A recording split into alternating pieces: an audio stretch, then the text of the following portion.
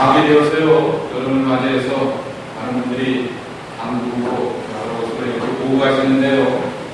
그 반대로 오늘은 여러 곳에서 목사님들이 많이 들었어요. 그래서 목사님들이 계시는데 오늘 특별히 말씀을 전하실 목사님은 강재훈 목사님, 제 신학교 동기고 저도 군목 동기입니다. 그래서 영천 근성사학교에서 한 대분만에서 한 방에서 10주 동안 함께 지냈던 기억이 있는데 오랜만에 같은 집에서 오랜만에 한 11년이었으니까 20년 만에 이렇게 한 집에서 함께 밤을 지새워왔던 그런 기억이 있는데 이 미국과 미국에 또 여동생이 또 이것을 여행을 하시면서 저희 교회를 찾아보고 함께 만나서 말씀을 이렇게 하게 되었습니다.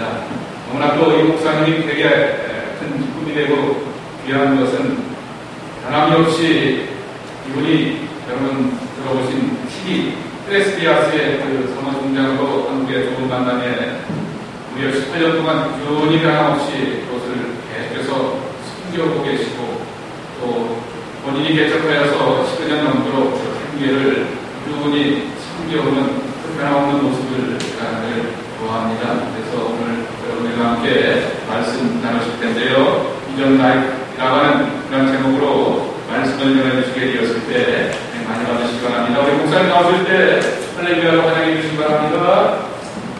할렐루야.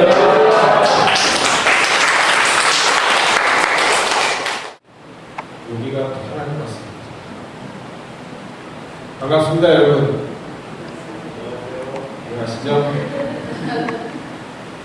네, 저는 방금 소개받은 대로 강재훈 목사라고 합니다. 서울에서 이렇게 하고 있고요. 좋은 만남이라고 크리스티언 제가 오랫동안 선교하고 올 여름은 되게 좀 특별한 여름입니다. 이렇게 한 지 제가 한 25년 89년부터 목회를 시작해서 2012년까지 목회하고 있어서 처음 갖는 안식년 안식년을 가지며 미국 쪽으로 돌아보고 싶어서 한 달이 좀 넘었습니다. 모습이 좀 쾌진하고 많이 탔죠? 한국에서 올 때 머리를 짧게 깎고 왔으면 지금 지저분을 하진 않을 텐데 미국에 오니까 머리를 못 깎거든요. 그래서 머리 좀 쓰고 또 옷도 단벌로 와가지고 쾌진합니다. 미국을 둘러서 이제 나이아가라를 통해서 토론토까지 오게 되었고 토론토에 김주현 목사님이 계신 걸 알고 있기 때문에 미리 연락을 드리고 이 교회에서 예배를 드리려고 연락을 드렸더니 설교를 하고 그래서 설교를 또 오랫동안 준비를 해야 되는데 여행 중에 있는 사람이 무슨 뭐 설교를 준비할 수도 없고 그래서 그냥 알았다고만 하고 사실은 오늘 설교 내용은 설교라기보다는 그냥 제 이야기입니다. 제 이야기고 제가 깨달은 것들을 여러분에게 조금 아주 작은 부분 여러분과 나누고 싶습니다. 오늘 여러분들이 읽으신 말씀이 빌립보서 2장 13절 말씀인데요. 이 빌립보서 2장 13절 말씀 너희 안에서 행하시는 일은 하나님이시니 자기의 기쁘신 뜻을 위하여 너희로 소원을 두고 행하게 하시나니 그랬습니다. 사실 이 말씀은요 저의 삶을 바꿔놓은 말씀입니다. 우리 김주현 목사님하고는 신학교 동기고 오랫동안 같이 지내왔지만 사실은 우리 김 목사님도 저를 잘 몰라요. 저도 김 목사님을 잘 몰라요. 왜냐하면 오랫동안 떨어져 있었기 때문에 주로 간접적으로 듣는 소식만 듣지 직접적으로 이렇게 오랜 시간 동안 이렇게 만나서 이야기를 나눠본 적도 많지 않습니다. 그러니까 아까 말씀드린 대로 군대 있을 때 군목으로 같이 훈련하고 정말 오랫동안 같이 지내고 그랬지 실제로 목사님 미국에 와 계시고 저는 한국에서 있고 오랫동안 만나지 못했습니다. 이번에 미국 쪽을 여행하면서 20년 만에 만난 친구들 짧게나 10여 년 만에 만난 친구들과 이렇게 반갑게 이렇게 오랜만에 함께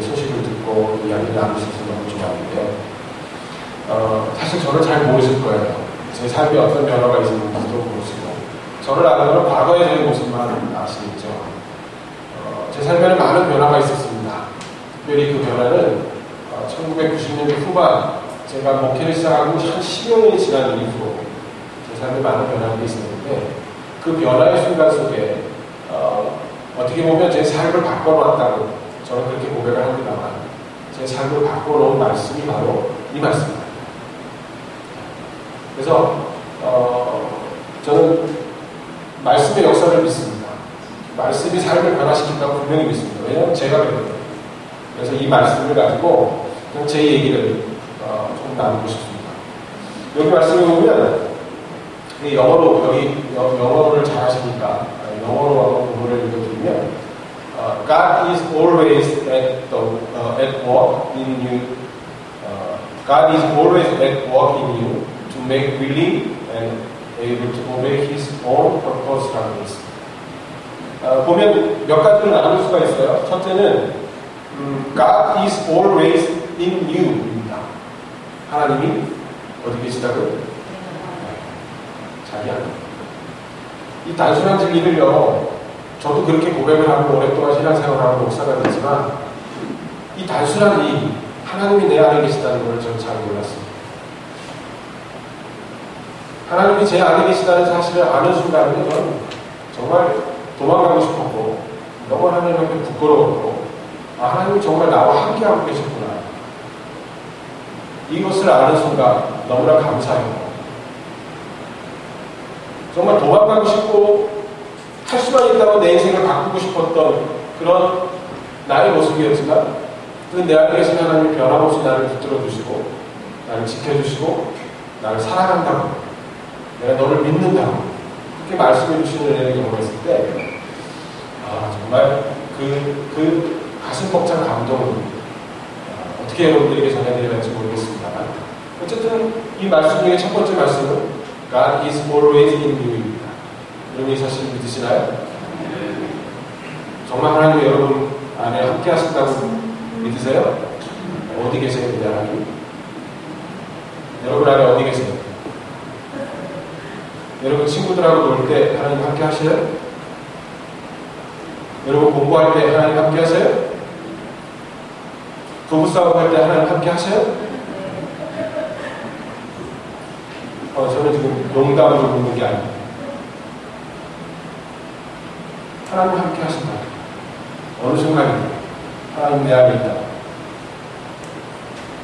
이게 첫 번째 깨달은 거고요. 두 번째는 God is always at work. 하나님은 항상 일하신다.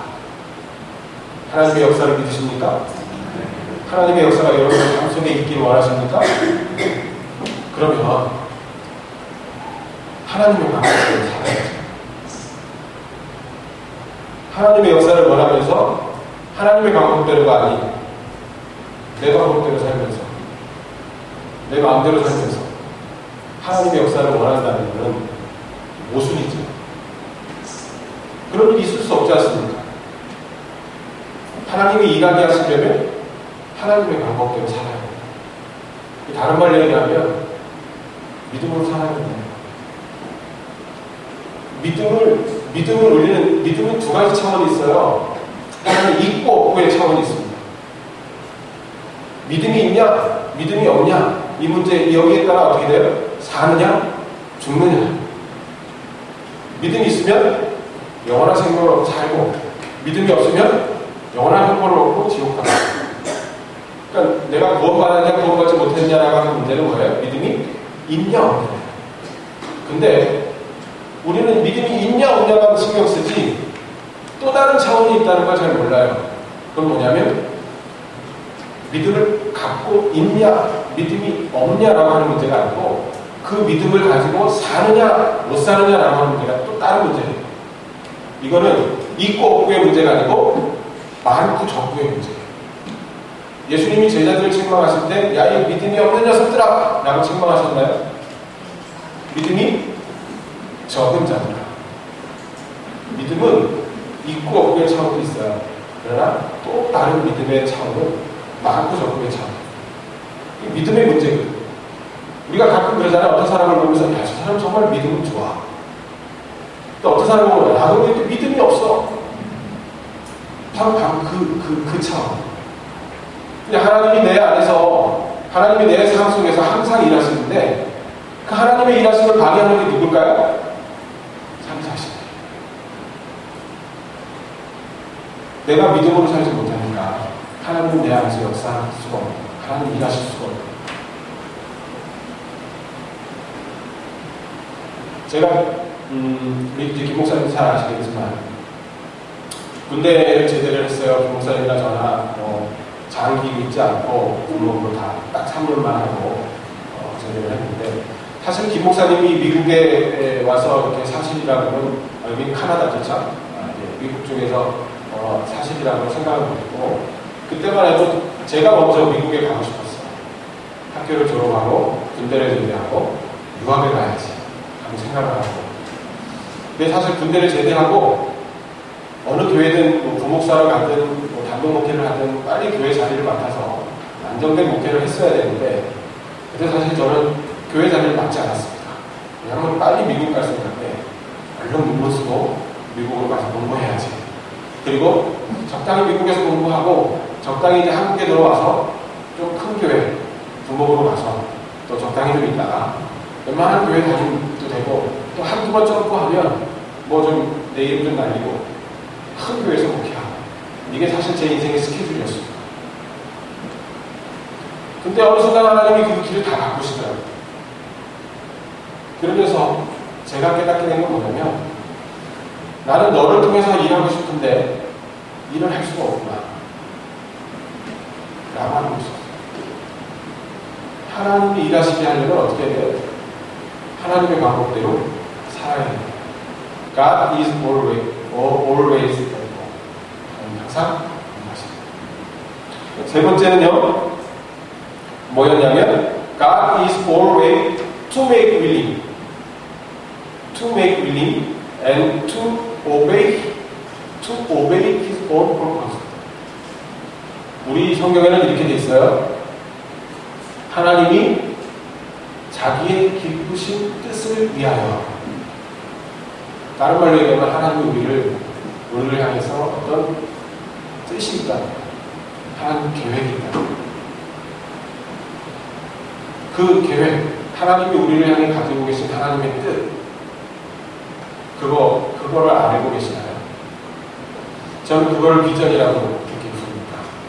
하나님이 나를 통해서 가지고 계신, 그래서 그걸 통해서 하나님이 기뻐하셔요.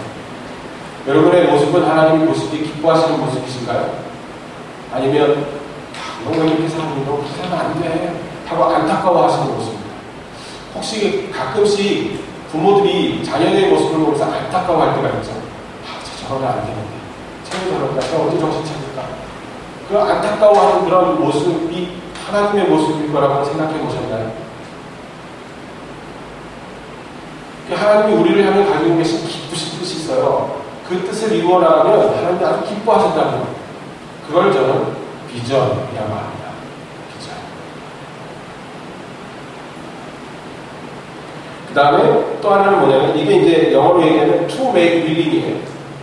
우리 안에서 하나님이 끊임없이 의지를 불러일으키는 거죠. 또 순종하게끔, 복종하게끔 하는 것. 어디에? 하나님의 목적, is all purpose라고 있습니다. 그런데 하나님의 기쁘신 뜻이 있는데 그 기쁘신 뜻은 변함이 없는 거예요. 평생. 하이콜링이라고 우리가 보통 얘기하죠. 소명이라고 얘기하죠. 부르심이라고 얘기하죠. 그런데 그 부르심을 이루기 위해서 순간순간, 예를 들면 이런 겁니다. 10대 때에 이루어야 하나님의 뜻이 있고, 그렇지 않습니까? 20대 때에 우리가 또 지켜하고 이루어내야 할 하나님의 뜻이 있고, 30대, 40대, 50대에 이루어야 할 하나님의 뜻이 있고, 가정 속에서 이루어야 할 하나님의 뜻이 있고, 교회 안에서 이루어야 할 하나님의 뜻이 있잖아요. 거창하게 얘기해서 인생의 어떤 분명한 목적이 비전이라고 한다면, 작게 그 거창하고 변함이 없는 인생의 목적, 내가 이 세상에 태어난 이유, 내가 무엇으로 하나님께 영광을 돌릴 것인가 라고 하는 그 큰 목적 안에 그 환경과 조건에 따라 이루어야 될 작은 목표들이 있습니다. 그걸 저는 미션이라고 생각합니다. 그것이 바로 뭐냐면 너희로 소원을 두고 행하게 하시라. 마음의 소원인 거죠. 오늘 저는 여러분과 함께 나누길 첫 번째 거, 두 번째 거가 아니고 세 번째 거와 네 번째 거에 가지고 말씀을 가지고 여러분과 함께 이야기를 나누려고 합니다. 자, 여러분, 비전이라고 하는 말을 제가 한국말로 뭐로 바꿔야 되나 하고 많이 고민을 하다가 결국 꿈이라고 하는 단어로밖에 그 단어가 설명이 될 것 같지 않아서 꿈이라고 했는데, 꿈 그러면 드림이라고 하는 단어가 있어가지고 조금 개념적으로 정리하기가 어렵긴 합니다만 꿈이라고 얘기합니다. 여러분의 꿈은 뭡니까? 여러분의 그 변함이 없는 여러분의 인생의 가치는 뭡니까? 뭘 위해 사세요? 사실은 어릴 때는요, 사람들이 다 꿈을 가지고 살아요. 뭐가 돼야지, 대통령이 돼야지. 그래서 그 꿈과 가치가 커요. 그런데 크면 클수록 점점 쪼그라들어요. 초등학교 때는 다 대통령 되겠다고 하는 애들이 이제 중학교 때쯤 가면 그게 조금 줄어서 장관쯤, 뭐 대학 교수쯤 해야지. 고등학교쯤 가면 전문가, 뭐 좀 스페셜한 사람이 돼야지 하다가 고등학교 3학년쯤 되면 뭐가 되죠? 대학이나 갔으면, 그 다음 대학 들어가고 나면 취직이나 했으면, 크면 클수록 그 꿈과 가치가 줄어들어요. 안타깝게도. 그런데 이제 나이가 30이 지나고 현실적이 되면 그 꿈과 가치가 사라져요. 내가 왜 살아야 되는지, 내가 어떻게 살아야 하는지, 내가 어떤 가치를 가지고 살아야 되는지도 모르고 살아요. 그러다 보니까 어떻게 돼요? 세상 사람들이 추구하는 가치를 쫓아가게 돼요. 세상 사람들이 추구하는 가치가 그게 최고의 가치인 줄 알고 착각을 하며 살죠. 그리고 그 세상 사람들이 추구하는 가치를 쫓아 살면서 상대적 박탈감에, 열등감에 괴로워하고, 그러니까 어떻게 해요? 행복하지 못해요. 여러분은 어떤 꿈을 가지고 사십니까? 여러분은 왜 사십니까? 여러분은 어떤 가치를 추구하십니까? 라고 하는 질문을 바꿔 말하면 이거예요. 여러분 행복하세요? 행복하십니까? 제가 이렇게 미국 사회를 쭉 돌아보면서 제 동생도 20대 초반에 뉴욕에 와가지고 지금 한 18년 미국에 살고 있어요. 불법 체류자로 와가지고 지금은 이제 시민권까지 따고 아주 어렵게 살아요. 그래서 한 번도 제가 미국에 못 와봤어요. 늘 얘기만 듣고 했죠. 이번에 처음 이제 미국에 와서 동생도 만나고 또 미국 사회에서 살아가는 여러 사람들의 삶의 모습도 보고 또 이민 사회가 얼마나 힘들고 어려운지 정말 제가 경험을 했습니다. 늘 귀로만 듣던 걸 눈으로 본 거죠. 별 이야기는 참 다 들었어요. 얼마나 힘들게 살았는지 그 힘든 과정을 다 들었어요. 목사님들이 그런 이야기도 들었습니다. 이런 이야기를 들어도 됐는지 모르겠습니다. 서울에서 이화여대를 나오고 그 아버님은 서울에서 알바하는 큰 교회의 목사님인데 그 이제 남편하고 미국 유학 온다고 미국에 왔는데 남편을 공부시키려고 하다 보니까 사는 게 빠듯해서 이분이 사모님이 네일 가게를 가시는데 잡을 가지신 거죠. 그래서 여기도 들어보시 계시는지 모르겠습니다. 죄송합니다. 그분이 처음 이제 그 흑인 아이의 발을 이제 닦아주고 나서 화장실 가서 펑펑 울었대요. 그렇잖아요. 보세요. 2대 나왔어요. 그리고 서울에서 알바하는 이름만 되면 알바하는 큰 교회 목사님 딸이에요.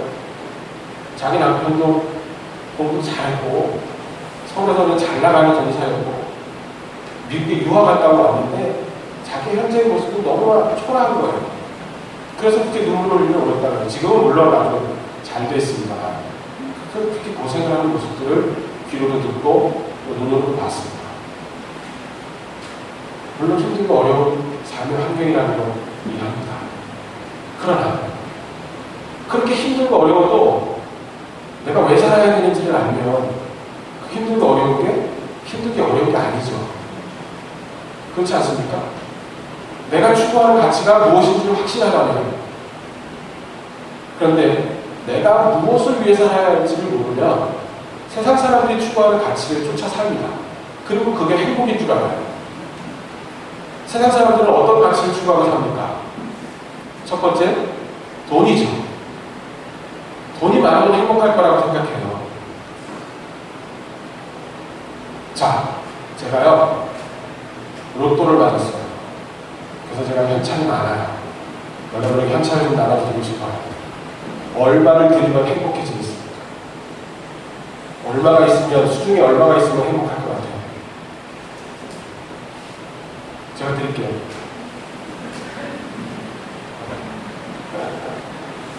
얼마가 있으면 행복해질 것 같습니다. 제가 한국에서 성경 공부를 하면서 집사님들한테 이렇게 물어보면요, 돈이 있으면 행복할 것 아니냐고 물어보면 이렇게 대답합니다. 글쎄요, 없는 것보다 낫지 않겠어요? 물론이죠. 우리는 돈이 없이 못 삽니다. 돈이 우리에게 꼭 필요한 요소이긴 하죠. 그러나 그 돈이 행복의 조건은 될 수 없습니다. 한국에서 제일 부자가 누구일까요? 한국에서 제일 돈 많은 사람이 누구일까요? 이건희죠. 이건희 회장이 행복할 것 같습니까? 저는 행복하지 않습니다. 돈이 많으면 행복할 거라고 하는 착각은 누가 우리의 마음속에 심어준 걸까요? 또 보세요.